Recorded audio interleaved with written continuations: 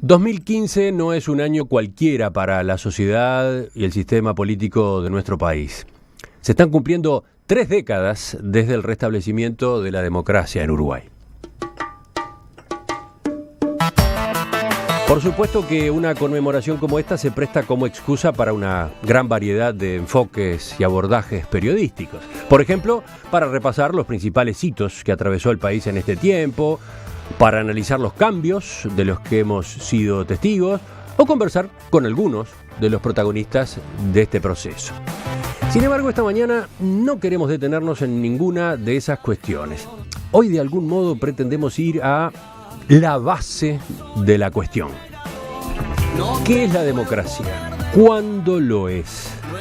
¿Por qué la hemos preferido sobre otras maneras posibles de organización de la sociedad, como la forma para regular la convivencia entre los ciudadanos? ¿Qué podemos esperar de ella? ¿Qué no podemos esperar de ella? Esas son las preguntas que tenemos preparadas hoy y que pensamos compartir con una personalidad más que destacada en el mundo de la ciencia política, que por estos días se encuentra en nuestro país. Hablo del profesor polaco-estadounidense Adam Przeworski, docente de ciencia política en la Universidad de Nueva York, quien ha llegado a Montevideo para participar en el seminario a 30 años de la restauración, los desafíos de la democracia uruguaya, organizado por la Presidencia de la Cámara de Representantes y el Instituto de Ciencia Política de la Universidad de la República.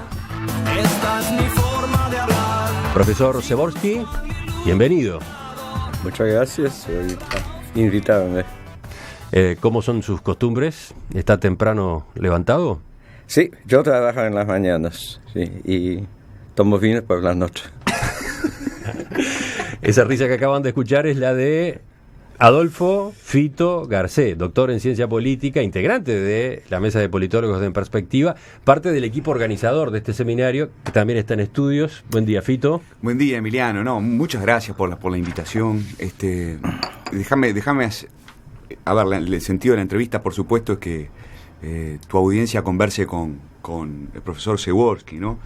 Que es, vamos a decirlo en términos tenísticos, es un top 10, ¿no? Top 10 de la ciencia política mundial. Estamos entonces extraordinariamente honrados de tenerlo aquí en Uruguay. Déjame mencionar que en el Instituto de Ciencia Política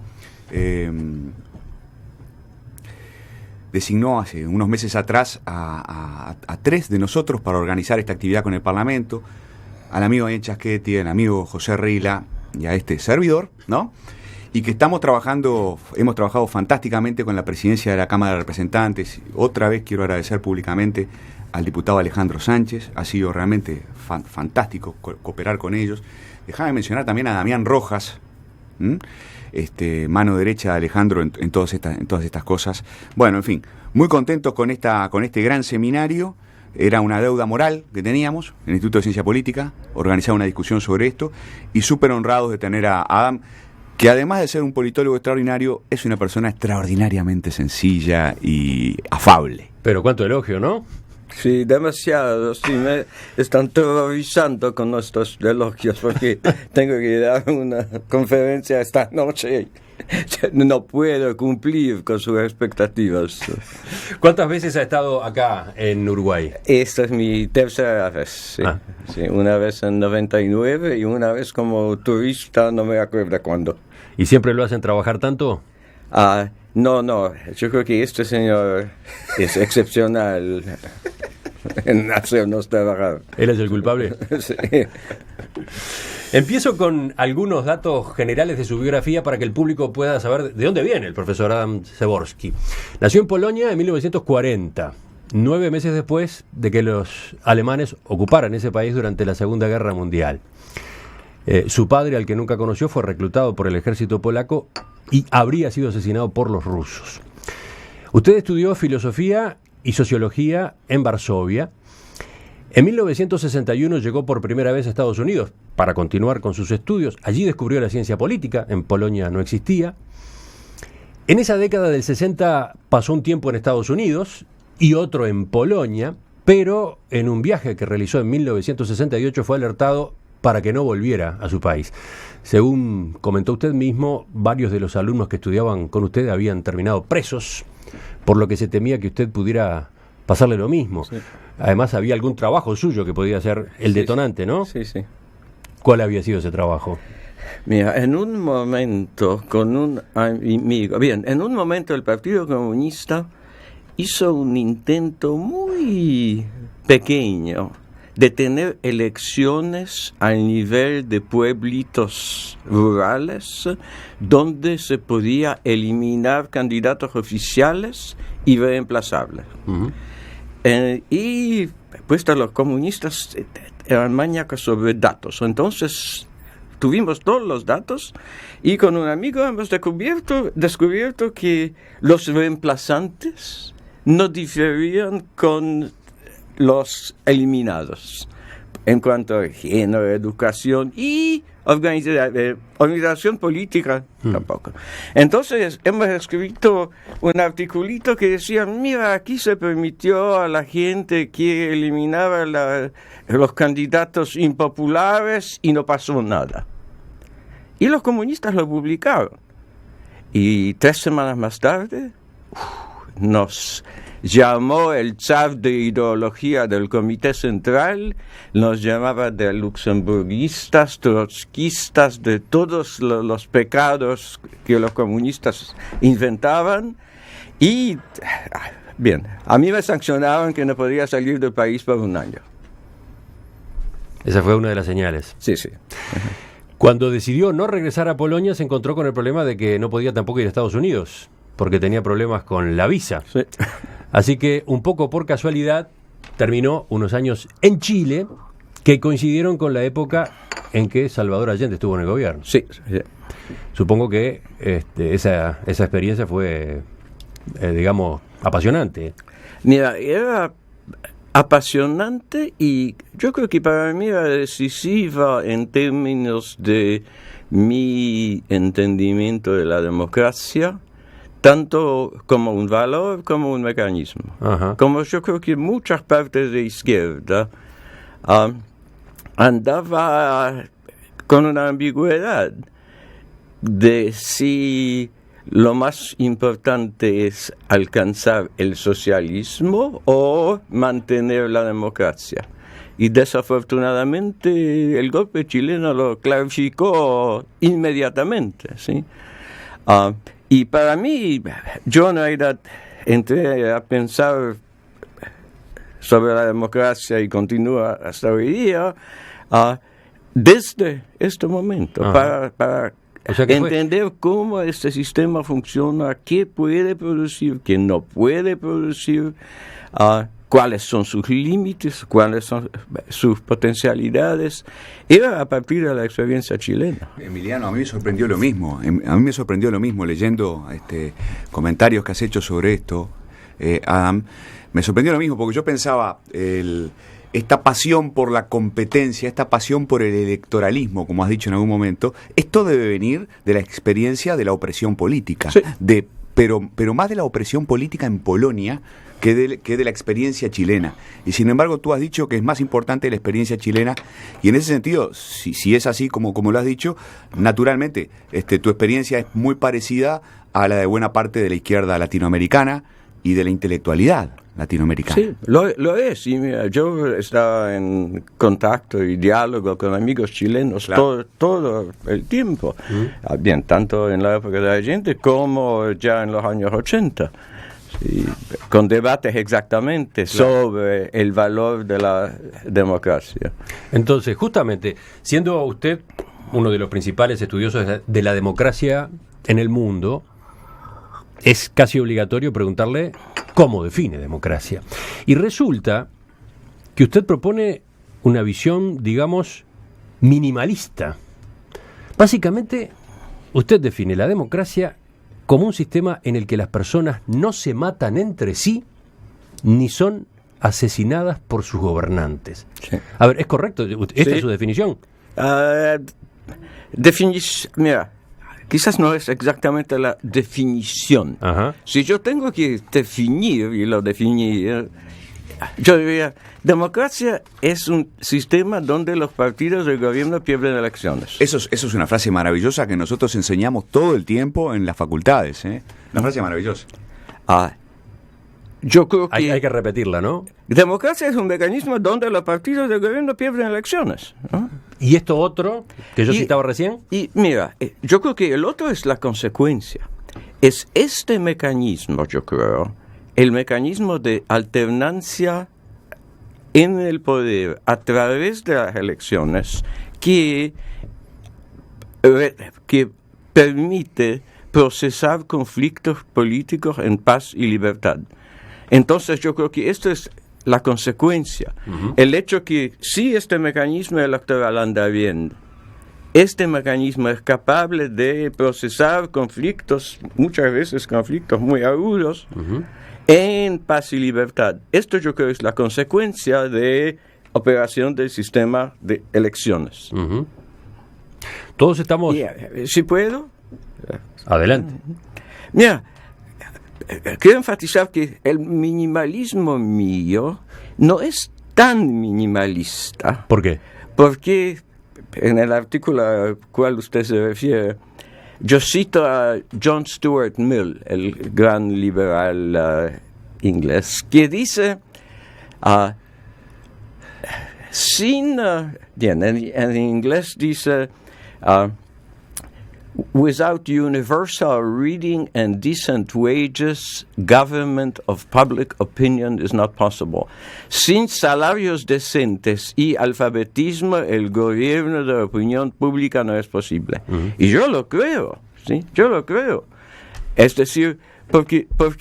Porque el mero hecho de tener derechos no es eficaz sin condiciones materiales para ejercer estos derechos.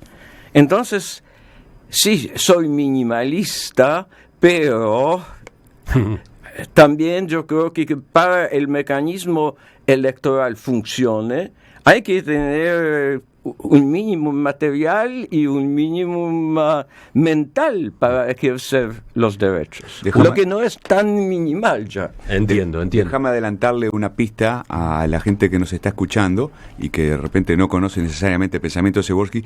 Przeworski es, voy a exagerar un poquitito, un fanático de la competencia electoral, pero al mismo tiempo no podemos entender a Przeworski sin entender lo importante que ha sido en su pensamiento el problema de la igualdad y, para decirlo como lo dice ahora en los últimos trabajos, el problema del dinero. En cierto modo es un pensamiento que podemos, para facilitarle a la gente la comprensión, un pensamiento socialdemócrata. De eso vamos a ir conversando en los próximos minutos.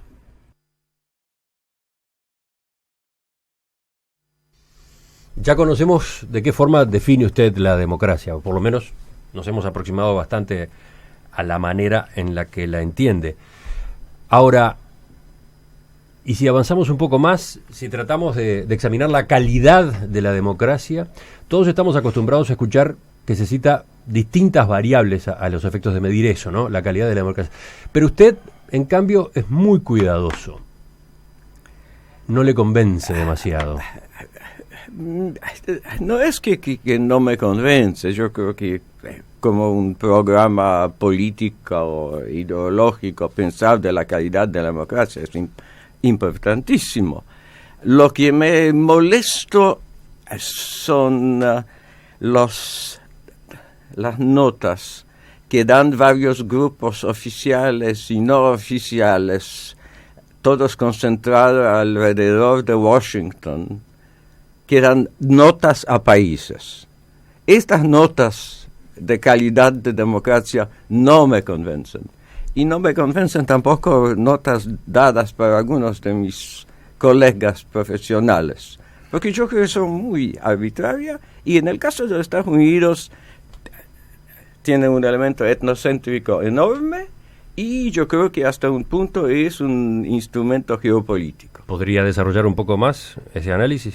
Sí, mira, yo creo que lo principal es hasta qué punto un sistema político de un país se aproxima, es similar a el de los Estados Unidos. Esto es el etnocentrismo.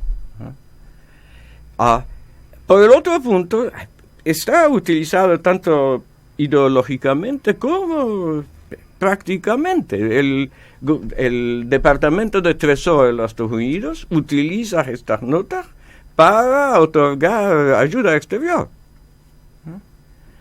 Entonces, yo soy muy escéptico y lo que me molesta es que muchas de estas notas no son reproducibles. Lo que quiero decir es lo siguiente, ¿sí? Uno quería tener una evaluación tal que si tú conoces las reglas de evaluación y los hechos, vas a llegar a la misma conclusión. Estos son muy opacos. Te voy a dar un ejemplo que yo considero muy ideológico. Hay una institución que se llama Freedom House, que da notas por libertad, freedom. Y dice que los ciudadanos de los Estados Unidos son libres porque pueden votar, pueden hablar en público y pueden formar partidos políticos. Muy bien, son libres, pero la mitad nunca vota. Los partidos políticos nunca se forman y hablar en público es muy costoso. En Estados Unidos. Sí, claro, hablar en público. ¿Cuántos ciudadanos hablaban en su vida a más de 20 personas? Muy pocos. ¿Por qué? Porque se necesita edificios, radios, televisión y todo. Pero lo que digo es que esta es una evaluación de libertad en el sentido muy formal, otra vez sin condiciones. Hay otros indicadores u otras instituciones que se toman como referencia para medir la calidad de la democracia. Por ejemplo, el respeto de la propiedad privada, los niveles de corrupción, la transparencia, la independencia del Poder Judicial. Sí. No, mira, yo creo que no todos. Algunos de esos aspectos son muy importantes y muy cruciales. Yo no estoy contra hablar en términos de calidad de la democracia, pero no estoy seguro que estas comparaciones internacionales sirven para mucho. Yo creo que la calidad de la democracia uruguaya es un problema uruguayo. Y que los uruguayos tienen que preguntarse bien, ¿cómo anda nuestra democracia? ¿Cuáles son los desafíos de la democracia? ¿Cuántos son los desafíos para la democracia? Porque no es lo mismo, ¿no? Pero no es algo que se debe definir en términos estándar para todo el mundo. Yo hablaba de escepticismo suyo con respecto a algunas de estas mediciones. Entre otras cosas me basaba en algo que usted ha señalado a propósito de un reclamo o, ¿cómo decirlo?, un desideratum que se maneja, el de la independencia del Poder Judicial. Ajá. Usted ha dicho algo muy provocativo. Usted ha dicho que una justicia independiente vuelve más baratos los sobornos a los jueces. No, mira. No, yo no dije esto. Es textual. Está bien, es textual, pero es un fragmento. Mira, en un momento... ¿Está sacado de contexto? En un momento el Banco Mundial hizo, el banco no lo hizo, pero impuso en Ecuador una reforma del sistema judicial en que hicieron independiente cada juez. ¿Sí? Es decir, no es que la institución judicial tenía sus normas, sus jerarquías, control superior. No, cada juez le hicieron independiente. Y esto sí, tuvo un efecto contraproductivo que yo describo. Pero esto es un casito muy puntual. Lo estaba escribiendo en el contexto de imponer reformas sin pensar. Déjame, quizá lo repreguntaría de esta manera. ¿Tú estás a favor de la independencia del Poder Judicial? ¿Tú crees en los checks and balances de la tradición federalista? Yo soy muy en favor de independencia del Poder Judicial. Pero otra vez, escribirlo es una cosa. Hacerlo vigente, claro, es algo diferente. ¿Sí? El problema sí es el problema de democracia desde comienzo y una lucha entre democracia entendido como mecanismo mayoritario y liberalismo como mecanismos que constringen, que limitan la actuación del gobierno.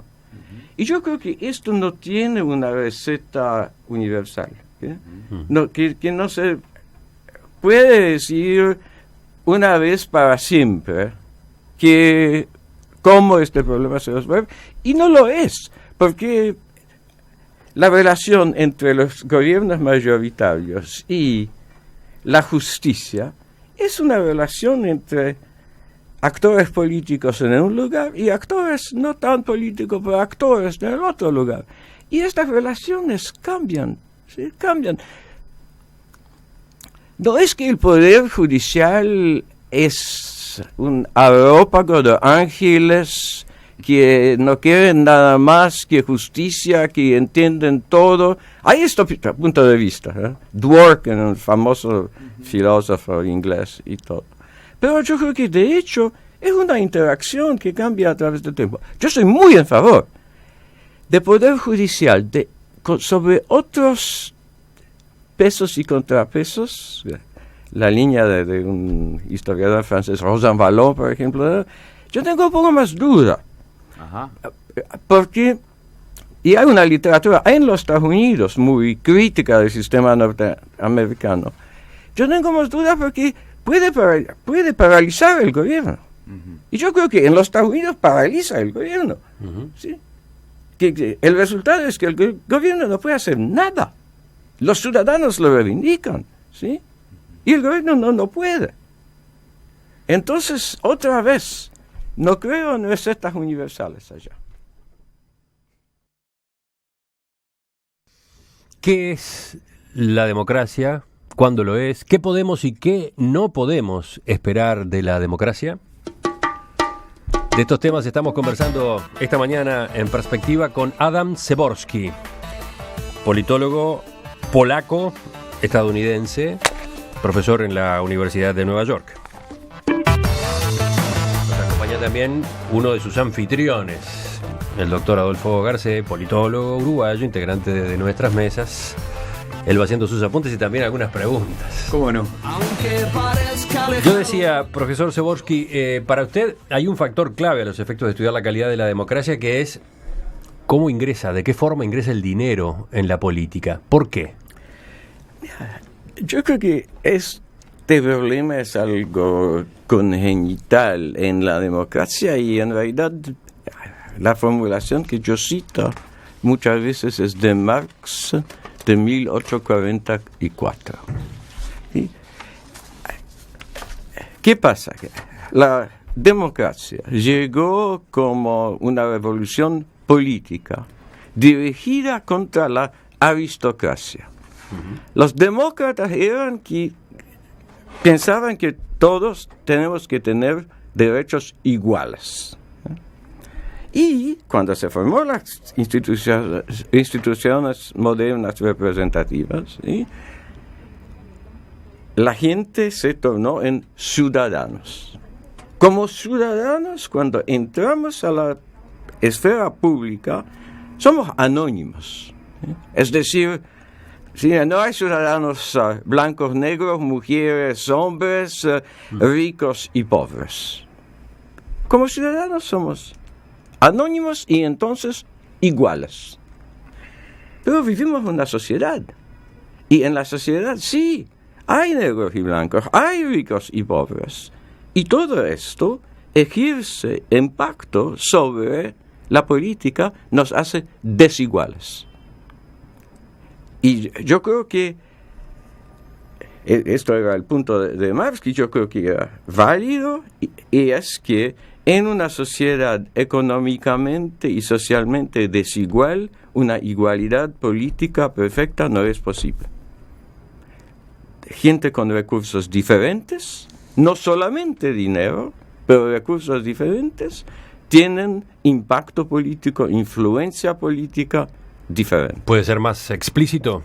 Sí, y el mecanismo principal ahora en muchos países es que varios grupos de intereses compran políticas. ¿sí?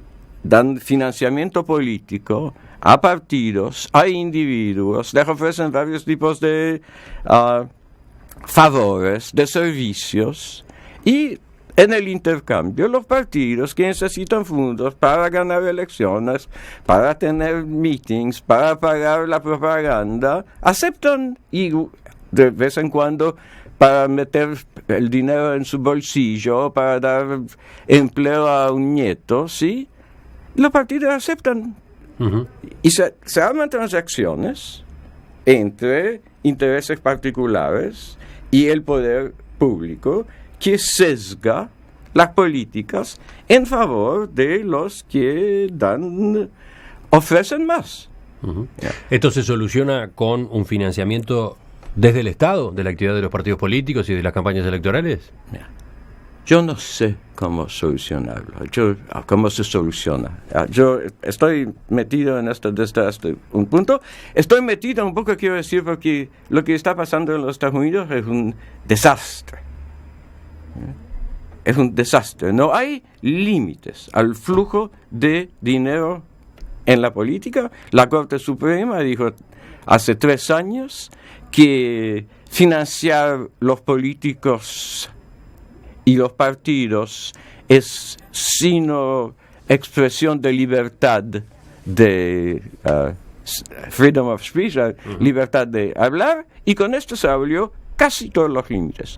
El resultado es que hay empresas privadas que escriben propuestas de leyes, le dan a diputados y los diputados la hacen pasar. Sí, es una parte del proceso legislativo ahora. Ujú.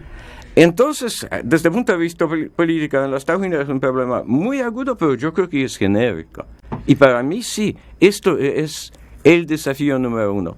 ¿Cómo resolverlo? Mira, regularlo es difícil. Ujú. Y no entendemos, yo creo, bastante bien cómo este sistema opera para estar seguro cuáles serían los efectos de unas reformas particulares. Un ejemplo, por ejemplo, limitación de gasto. ¿Sí? Una de las propuestas siempre es limitar el gasto electoral. Sí, pero esto funcionaría a ventaja de los que ya están en el gobierno, de los incumbents. ¿Sí? Uh-huh. ¿Por qué? Porque ellos ya son conocidos, tienen su aparato y todo. Entonces, esto osificaría el sistema.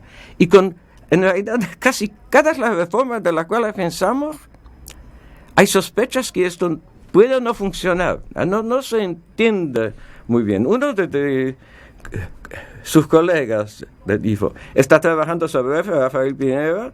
Piñero. Sí, está haciendo muy buen trabajo sobre esto. Llegó, déjame decirlo, porque son las cosas que me hacen sentir orgulloso una vez más de mis colegas. Adam Przeworski, un top 10, llegó a Uruguay sabiendo quién era nuestro amigo Rafael Piñero, a quien había leído. Porque bien, estoy tratando de aprender sobre cómo estas cosas andan. Quizás, sí, una pregunta, hoy de mañana pensaba, volviendo al contexto, ¿no? Hasta qué punto nosotros estamos influidos, los académicos, por nuestro contexto. Y yo pensaba en esta centralidad que tú le das a la igualdad y en esta enorme jerarquía que le das al asunto del dinero. ¿Hasta dónde te pesó el choque, el contraste entre tu infancia polaca y tu llegada a los Estados Unidos, la sociedad de la desigualdad y del dinero, ¿no? ¿Es tan marcante la experiencia norteamericana como fue en este sentido la experiencia chilena, por ejemplo? En un momento cuando vivía en Chicago, debían haber sido años fin de 70, 80, llegó a Chicago mi antiguo profesor de Polonia, que se llamaba un filósofo destacado marxista, que en un momento era el jefe de ideología en Polonia comunista, se llamaba Adam Schaff. Y yo le di una pequeña excursión en Chicago, pasando por el lago, que es muy bonito, donde vive la gente rica, yendo hasta el norte donde vive gente muy rica y volviendo después por los guetos negros. Y él me dijo, nunca me imaginaba que puede existir tanta desigualdad. Claro. Sí, A mira, ti te tocó, viviendo en Chicago, Claro. yo vivía en un lugar donde se sabía que uno no puede andar más al norte de calle 49, más al sur de calle 66, y tú entrabas allá y pensabas que era un escenario de posguerra. Justamente a partir de afirmaciones como esta y alguna otra que ya realizó unos minutos atrás, está la pregunta a propósito de qué es lo que cabe esperar de la democracia. ¿Se puede esperar igualdad de la democracia? Mira, bien. Aquí Se lo, voy a pregunto, hablar- se lo consulto No, porque no. usted ha mencionado ejemplos de democracias donde no hay igualdad. No. Pero, ¿es imposible generar igualdad? Mira, bien. Voy a contestar en términos de lo que sabemos como politólogos sobre este tema. Sabemos primero que los datos sobre distribución de ingresos que comparan los países no son muy confiables. Pero con estas limitaciones, parece que los sistemas democráticos no tienen una desigualdad económica más baja o más alta de ingresos brutos, de ingresos de mercado, ¿sí? Pero las democracias redistribuyen más ingresos a través del gobierno, a través de impuestos y transferencias. Entonces los ingresos netos, los ingresos disponibles, sí, son más iguales en la democracia. En ese sentido, yo creo que sí, que la democracia puede igualizar a través de este mecanismo. El problema es que operar con este mecanismo es caro, porque impuestos y transferencias tienen costos administrativos, tienen costos de incentivos, siempre hay un poco de corrupción y todo. Influir sobre distribución producida sobre el mercado, parece que la democracia no lo hace más efectivamente que la autocracia. ¿Y hay otro sistema que lo logre? No. Mira, los mercados son mercados. Los mercados imponen limitaciones a todos los gobiernos, incluidos los democráticos. Entonces, hay límites. Yo hablo sobre límites porque uno ve muchas visiones de reformas que yo creo son irrealistas, muchas veces peligrosos y tienen un poco pinta autoritaria. Y es por eso que para mí es muy importante entender qué es que se puede, qué es no se puede. Cualquier sistema político a su mejor tiene limitaciones. La democracia en su mejor forma tiene limitaciones. Esta noche voy a hablar de algunas. Enseguida completamos la entrevista.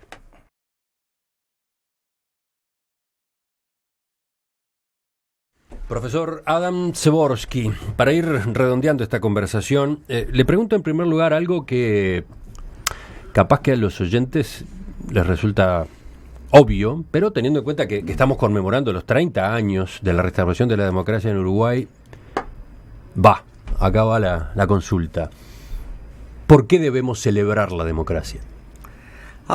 Mira, sobre esto podría hablar horas, ¿no? Porque es la única forma en la cual por lo menos podemos creer que nos gobernamos nos mismos,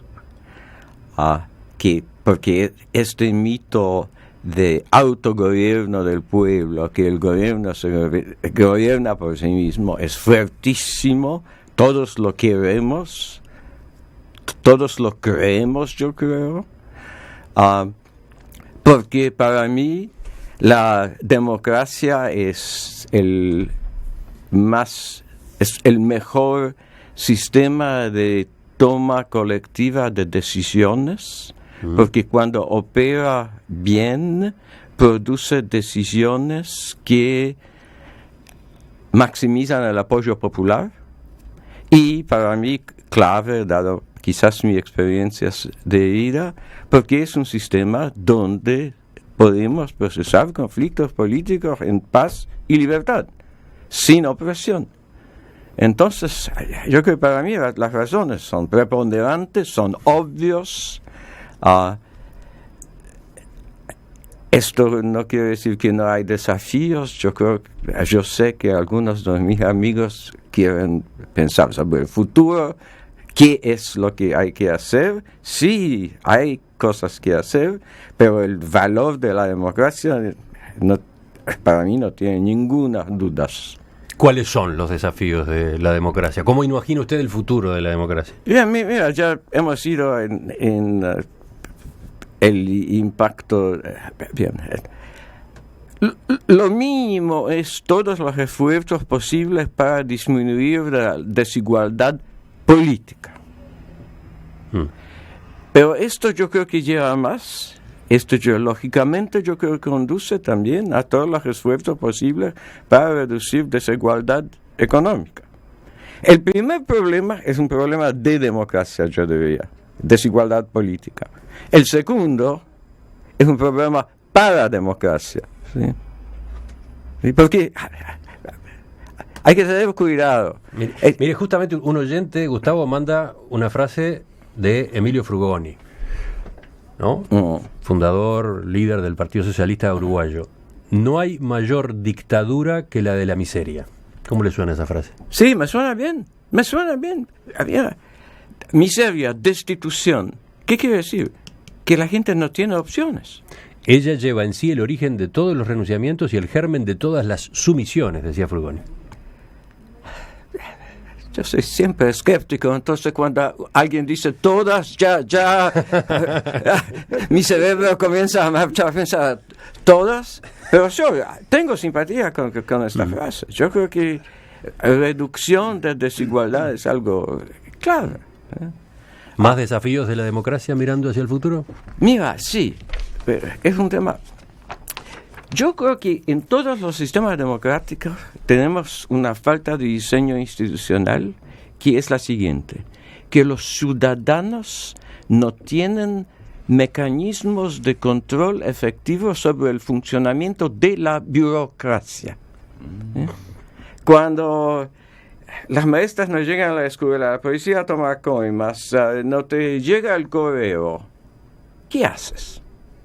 Ombudsman. No Ombudsman, o vas así a un diputado, el diputado va a un burócrata, el burócrata de la cabeza dice, mira, algo no anda. Es un control flojísimo. ¿Sí?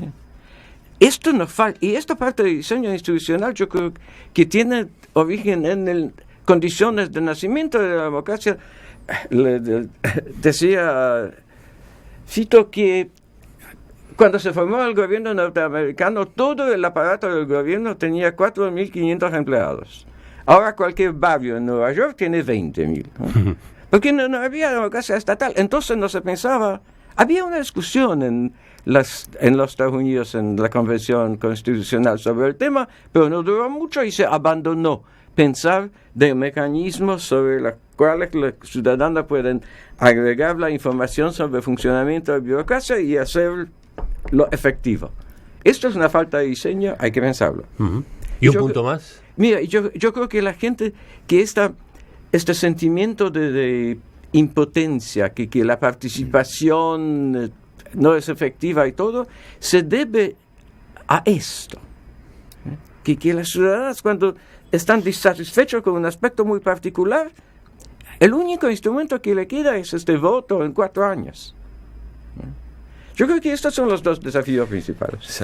Sabés que Adam, por supuesto, no está improvisando.